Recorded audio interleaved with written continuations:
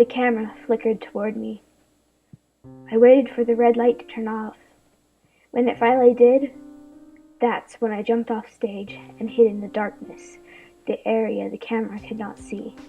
Just like yesterday, just like all the other days, just like all those years ago.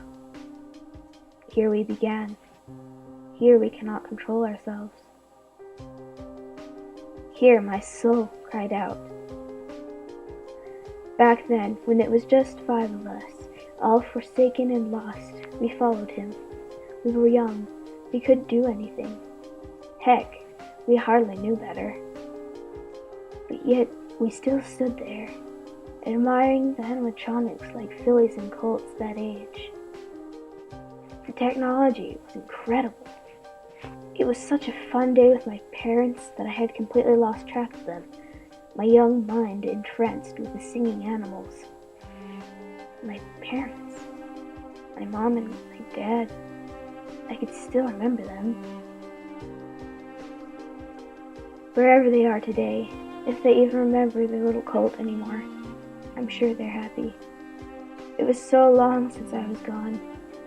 So long since I was with them, in my mom's embrace. I never forgot them. And I prayed that they never forgot me either. Their little cult. Gosh. I saw them come back to the place they lost me. Once they discovered that I was murdered, they wept and cried horrible tears. I wanted to run over and hug her, my mother. Tell her that I was still there, still alive. But I couldn't. I could only watch from the stage. We were shut down after the murders, and we were scrapped and sent to somewhere I could hardly remember. The pain was unbearable, and for the first time I could actually hear the painful moans from Chica, Bonnie, and Foxy. We were together back then. We could feel each other's pain, each other's sorrow, each other's unending nightmare. My body moved on its own through the dark halls of the restaurant, the heavy footsteps echoing through the void that I could not see. I didn't like the light to touch me, and my body forcefully stopped wherever there were strands of it littered by the moonlight. I could see it down the hallway, the security guard's office. Not again.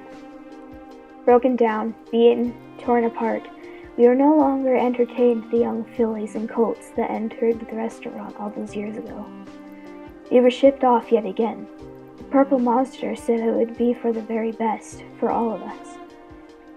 I knew, and somehow I felt we all knew it was just the best for him. Not us. We had no choice, no voice, and no freedom. All we could do was nod and sing as the purple monster smiled away. The door was so close. Through the glass window I could see the shivering pony flick through the cameras rapidly, his eyes wide and sweat pouring down his face. No security cameras turned on me. The door was open. No. I stepped forward. I can't live like this. I placed my foot inside the entrance. Look at me! Close the door! Run! Do something! My hand shot out and grabbed the neck of the terrified pony. I screamed, "Forgive me!